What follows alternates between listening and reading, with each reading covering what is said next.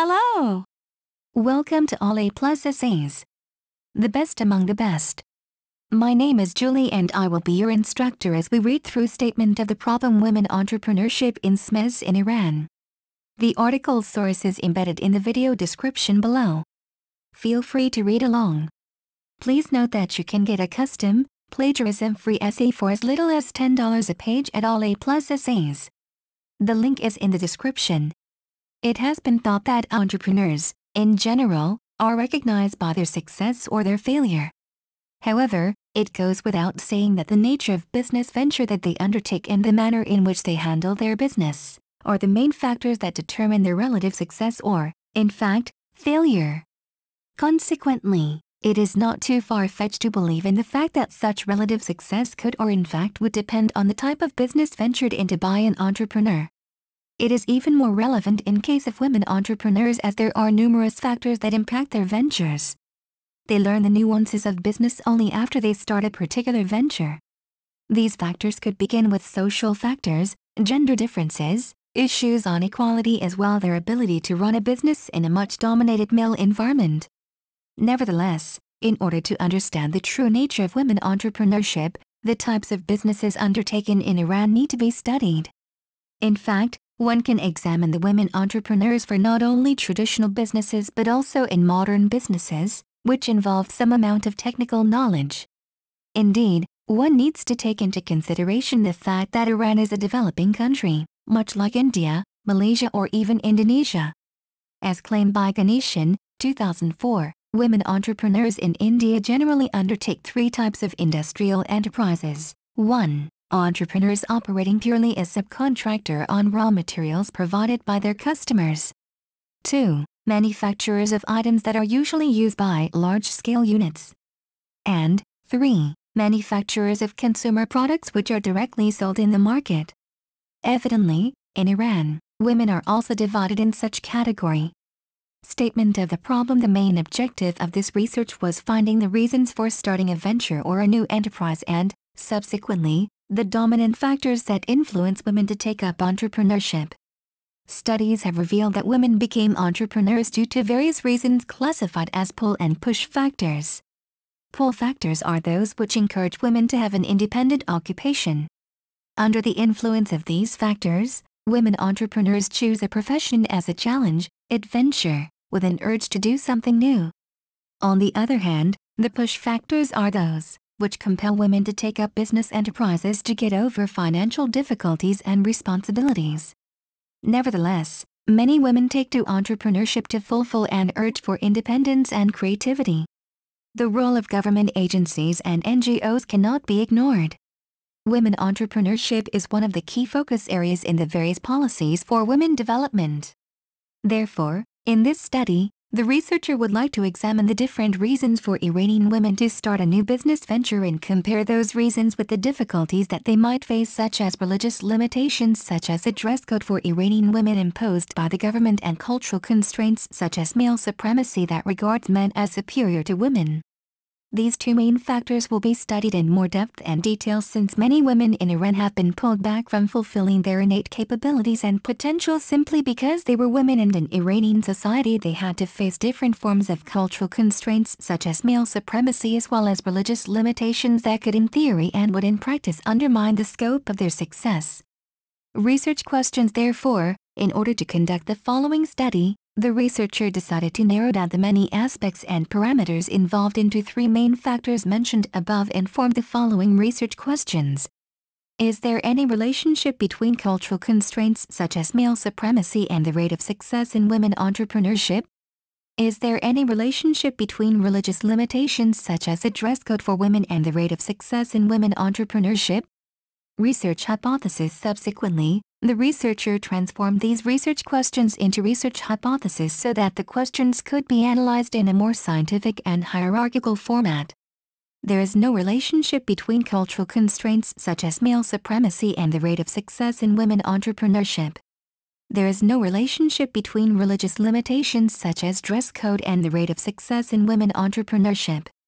Research objective. The objective of this study is to see if the results of the questionnaire given to 42 women entrepreneurs in Iran managing different forms of SMEs whether in the textile industry or the cosmetic trade, has a statistically significant correlation within two paradigms of religious limitations and cultural constraints with regard to rate of their success, which will be operationally defined and measured in their annual turnover, rise in sales and profit, as well as capital enlargement.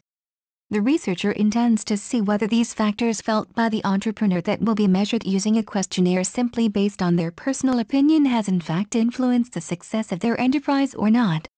Research methodology. The researcher will be conducting a descriptive research in a form of field study using surveys and questionnaire. The researcher will be interviewing 42 women entrepreneurs using a 36-item questionnaire that deals with their opinion regarding male supremacy in Iranian society, as well as the difficulties they might have faced or at least they feared to face in Iran simply because they were women. Moreover, the questions will also deal with the religious limitations that they had to face working in Iran, since the government in Tehran does and has imposed different forms of restriction on women, such as a dress code that could be regarded, at least in theory, as a formidable constraint for many women entrepreneurs. Furthermore, the interviewees will be given a survey that is kept quite confidential regarding the company annual turnover, rise in the sales, as well as capital enlargement, in which all aims to conclude the rate of success. Nevertheless, for the sake of face validity, this survey will be taken in the second phase of the research so that the entrepreneurs' response on their opinion regarding the limitations and restrictions that they might have faced would not be influenced by the survey, since their response would be quite subjective by nature and any previous administration could or at least might have an impact on their responses. Finally, the researcher would be using SPSS software version 17.0 to analyze the questionnaire. The researcher will be interested to see if there are any positive or even negative correlation in the factors studied in this research, and, if yes, how statistically significant such correlation is at 0.05 level of significance. The researcher would like to see if the null hypotheses would be rejected at 0.05 level of significance, in order to conclude that such factors do, in fact, influence the rate of success for women entrepreneurship. Chapter 2 Review of Literature 2.1 Introduction. The 20th century brought many changes to the world, but rest assured that one of the changes that transformed our societies was the emergence of women as free thinkers and independent individuals who no longer seek the support of men to survive nor to succeed in this society. The beginning of the century triggered stardom in the Women Liberation Front when they were able to obtain their God-given rights to vote and participate in the democratic system of governance. Women were later asked to join the workforce in farms and factories when men were struggling with 2 world wars. It was from then on that working women and entrepreneurship of women became an issue, and for many an opportunity to see more women taking responsibility in the improvement of the economy and the industries of many developed and even in the later part of the century developing countries. Women entrepreneurship. Very few would ever indulge themselves to understand the factors that would actually drive and ultimately allow a woman in today's world to risk all her money and property to embark on a business venture. Hamation, 2011, believes that women have always been deprived of their right to self-autonomy and self-reliance for many reasons. First and foremost, she believes that it is because men have always feared the rise of women as leaders in the society as a threat to their survival. The reason is that men have realized that women are more capable in managing. Whether in the family or the local community, women have shown more capability, but they have felt reluctant to the lack of motivation. Ronnie, 1996, believes that the key factor is motivation, that is the engine for a woman to take such risk. This motivation is vital for a woman to become successful, and the source of this motivation can either be intrinsic or extrinsic. Nevertheless, Ronnie, 1996, outlines another factor apart from motivation, which is ambition. The notion of ambition has been long argued with scholars, as it is ambition that broadens the vision of people and makes life meaningful. It is in fact an index of one's own resourcefulness, and it is a key factor in women entrepreneurship. What matters much for the development of a nation is not merely the people but their aspirations and means to reach their goals. It is needless to say that ambitions differ among individuals on the basis of their personal characteristics. Ambitions nourish the achievement, motivation, and help bring economic growth and development. Pages 75. Nevertheless, what seems to be quite intriguing is how motivation and ambition differs from a woman to another when it comes to her family background. Ronnie, 1996, studied the many factors that influence the women ambitions, such as the educational status of the family as well as the occupational status of the family, and realized that more women who were raised in educated families and whose fathers were entrepreneurs or worked at a managerial level were eager and ultimately successful in establishing their business. Ronnie, 1996, concludes that the fact that women are more social individuals than men, and in fact, a woman never considers herself alone, physically, socially or even economically, but in fact is a part of the family also seems to reciprocate this feeling, at least in the case of women entrepreneurs.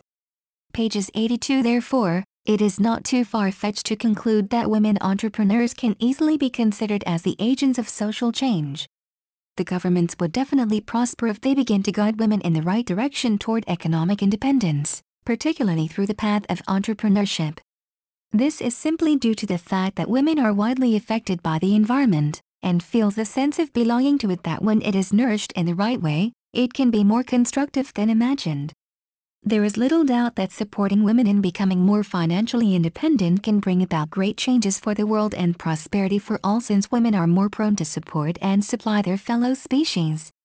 Constraints in women entrepreneurship. Therefore, the entrepreneurship of women becomes the focal point of many research and studies who all wish to analyze the impact of women in the workforce and understand the many factors that could affect women entrepreneurship. Many scholars have looked at this issue and they have claimed that women entrepreneurship is merely an isolated issue that could never be fully understood outside the social, cultural and even political realm. In her study, Jalbert, 2000, asserts that becoming an entrepreneur is not simply a state but in fact, an evolution of encountering, assessing and reacting to a series of experiences, situations, and events produced by political, economical, social and cultural change.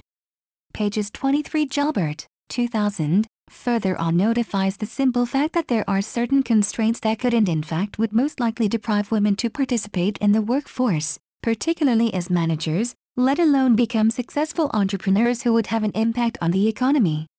She believes that there are certain cultural and social patterns that could hinder, limit and restrict women from fully participating in the workforce as independent individuals and successful managers. Tawara, 2007, believes that these social and cultural constraints in the East are the main obstacles that stand between success and progress for most Asian and Middle Eastern countries. The men need to realize that male supremacy has deprived their communities of sustainable progress, and such medieval ideologies need to be eradicated for their societies to begin blooming again. On the other hand, A9AYTZ357O, 2011, analyzes the situation in a comparative form between the East and the West and outlines a series of factors that could influence women entrepreneurships, more specifically in this country, Iran. Primarily, he believes that the main issue is education and assert that in the West different forms of courses are provided to inform and enlighten students and future managers of the reality of women entrepreneurship and its features, whereas in the East and more specifically in Iran such awareness is never intended. Furthermore, he believes that the lack of training courses for women entrepreneurship has created a huge gap for women who intend to embark on such a journey, not knowing the difficulties they might face as women managers in the future. Furthermore, A9AYTZ357O, 2011, believes that another key factor is motivation, and the cultural context of the East has created a distinct feeling of reluctance for women to participate in the workforce as managers and leaders and presidents of companies and huge corporations. He strongly claims that such cultural issues has created an overwhelmingly upsetting situation for most women where they feel, as he puts it, discriminated and isolated. Among successful managers who are predominantly men and unwilling to share their exclusive masculine reign with the opposite sex whom they covertly feel superior to and regretfully feel disproportionately more powerful and intelligent towards. Pages 14. A9AYTZ357O, 2011, then proposes a series of solutions that could improve the situation for women entrepreneurship in Iran. First of all, he believes that cultural awareness is the key to success, and he asserts that the divine religion of Islam does not, in any form, comply with male supremacy in the workforce. It is simply the duty of the male to supply and support the family, comprising of wife and children, within the context of the family. Nevertheless, in Islam women are free to own property, do business and even manage organizations. The best example is the prophet's wife, who was in fact a merchant, or could even be called a woman entrepreneur, who ran and owned one of the most successful trading enterprises in the Arabian Peninsula at the time of her marriage to the prophet somewhat 1400 years ago.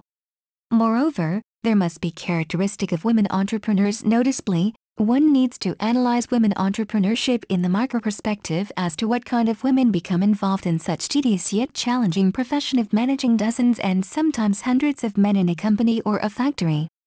The main question is what kind of an individual, more precisely a woman, would be interested and in fact capable of becoming a manager, and what are the qualities that are shared by most of these successful women entrepreneurs.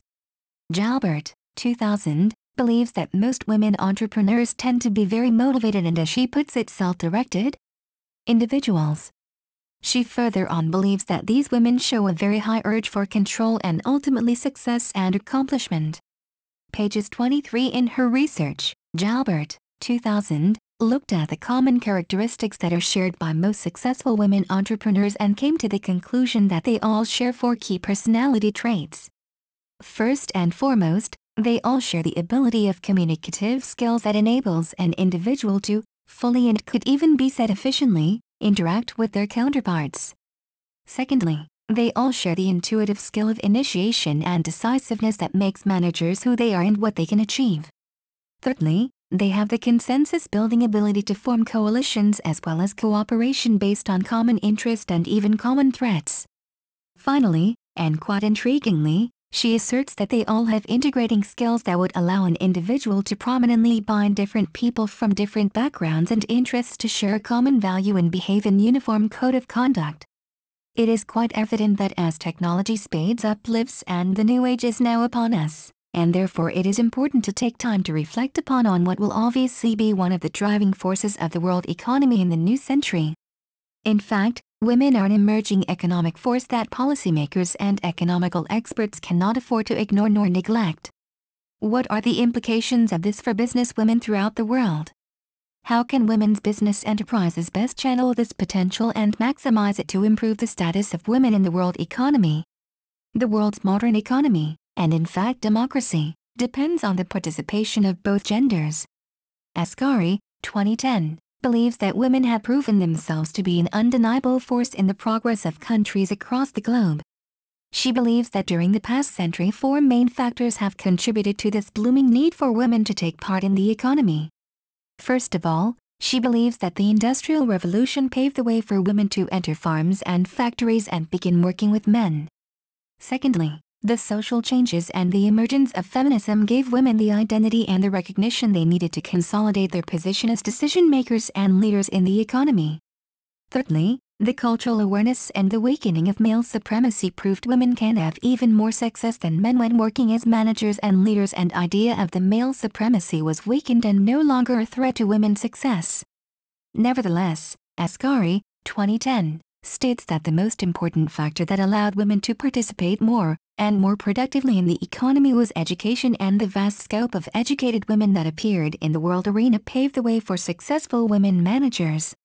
In the global economy of the 21st century, international trade will be a key source of economic growth and development. Recent surveys conducted in many countries have revealed this fact, in which the National Foundation of Women Business Owners, NFWBO, has mentioned that women-owned firms involved in the global market have greater income, are more optimistic about the rate of success in their business outlook, and are more focused on business expansion than women-owned firms that are to most extent domestically oriented. Joshi, 2009, believes that women's business associations can and in fact should ensure that their members, whether large or small, are equipped to obtain the rewards of moving into the international spectrum. In fact, it goes without saying that women must learn how to play the international trade game, and a world network of women's business associations can help them achieve this great goal. Joshi, 2009, further on states that information technology can help identify these mentioned markets, provide industry information, and spotlight trends about what the role of women in state economies can be or should be so that optimum results would be obtained. More information about women-owned business enterprises is deeply needed to force policymakers to realize that women are an economic force to be reckoned with. Part of this process is to document the economic significance of women-owned enterprises in order to establish a constructive dialogue. Indeed, what women's business organizations, WBOs, can provide may be summed up in three simple words: access, organization, and certainly advocacy. In some regions of the world, transformation to a market economy threatens to widen the gap of gender inequality and inevitably sexual discrimination. Furthermore, it is quite evident that such changes reflect a return to traditional norms and standards that relegate women to a secondary status. As countries become more democratic, gender inequalities lessen, thus offering a more productive atmosphere for both sexes. Nevertheless, many argue that women are genuinely better managers than men in many aspects when given the opportunity. A9AYTZ357O, 2011, argues that the feminine side of women, and even in some cases in men, allows the manager to act more responsibly rather than irrationally when faced with difficulty. Dr. A9AYTZ357O, 2011, argues the psychological intriguing fact about women in general that is conformist rather than disconformist that exists in most men. The masculine feature of being rebellious blinds men from making concessions, and that is the downfall of their decision-making. Since management, she states, is not about victory but reducing the cost of failure. Pages 24. Women entrepreneurship across the globe. There is no doubt that a new generation is emerging, and women from all four corners of the globe are taking part in the expansion of the world economy by their enthusiastic participation as well as their leading role in the management of different industrial and trade institutions across the globe. It might have been a dream or even a wild thought to believe that one day women even in as far places as Bangladesh can start their own businesses and become successful entrepreneurs, but now we live in a world where that dream has come true, as mentioned by many world figures including the Nobel Prize winner Dr. Muhammad Yunus, 2006. Empowerment has come to the women of Bangladesh, even the poorest women in Bangladesh. It's tremendous. It's a dramatic change that has taken place. Women have access to money. They can now plan. They can now dream. Their children are in school. New communities are emerging. A new generation is emerging. On the other hand, one needs to understand that such success could and would never be achieved if the society does not recognize women as capable individuals who could stand on their own feet and have the capacity to succeed independently without any help or aid from their male counterpart.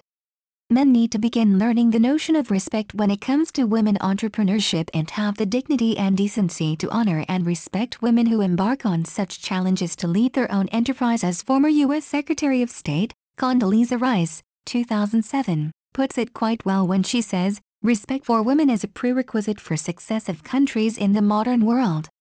In the dynamic 21st century, no society can expect to nourish with half its people sitting on the sidelines, with no opportunity to develop their talents, to contribute to their economy, or to play an equal part in the lives of their nations. In their well-acclaimed research, Van der Wees, C. and Ramian, H. 1995, elaborate on the fact that women's business associations play a very essential role in identifying appropriate emerging sectors where women entrepreneurs can be prosperous as well as successful. In fact, the research indicated that the areas that are more probable to take off quickly during a nation's market rejuvenation are delivery, transport, public relations, producing and consumer goods, and financial services. In this process, women business owners are innovators, job creators, and providers of economic security. Ultimately, female business owners will be recognized for who they are, what they do, and how significantly they impact the global economy.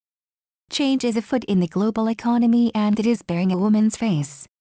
Quite intriguingly, worldwide, many women or entrepreneurs emerge from a person's creative mind and intuition into successful business ownership and economic security that would benefit everyone. There is a simple truth that women bring integrity as well as commitment because they care about economic empowerment of the society as whole, entrepreneurial development and innovation. Female entrepreneurs seek the professional and personal support that is found in business associations. Economic globalization has encouraged the expansion of female business ownership.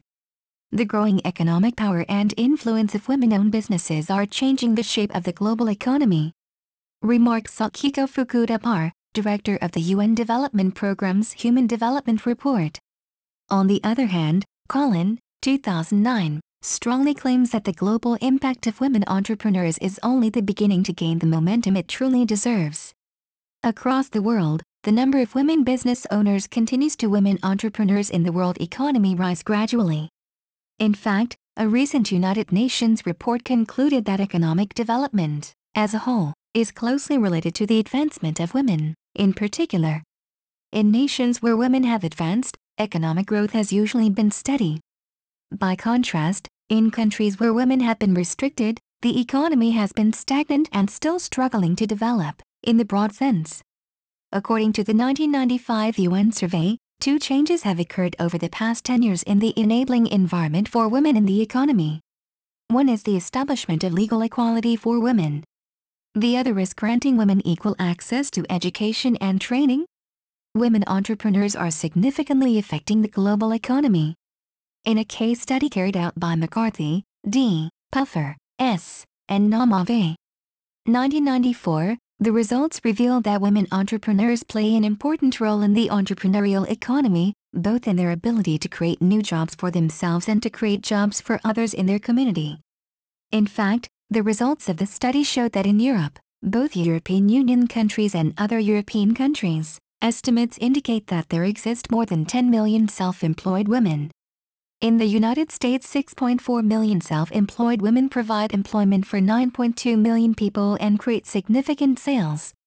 Using the United States ratio between the number of employees and self-employment, it may be estimated that employed women in surveyed European countries could employ around 15 million persons. Furthermore, it was discovered that self-employment represents one of the most important job opportunities for women. This seems to be a correct conclusion independent of what country or type of economy is observed. Self-employment represents an important job alternative for many women and perhaps especially for women in developing economies.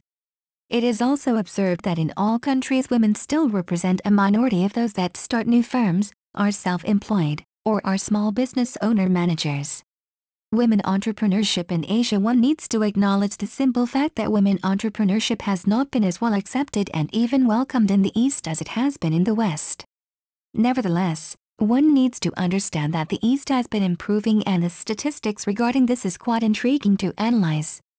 For instance, in India there has been enormous energy put into the private sector to help women entrepreneurship, and in some cases more support has been allocated to the women entrepreneurs than their male counterpart to make sure that the initiative would give them an advantage.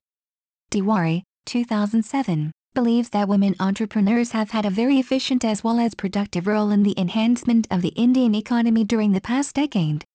Nevertheless, there is an issue that the social structures of today have prevented the balanced development of women alongside with men.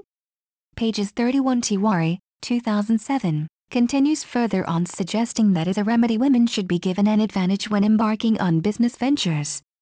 There are 2 streams of thoughts for the promotion of women entrepreneurship.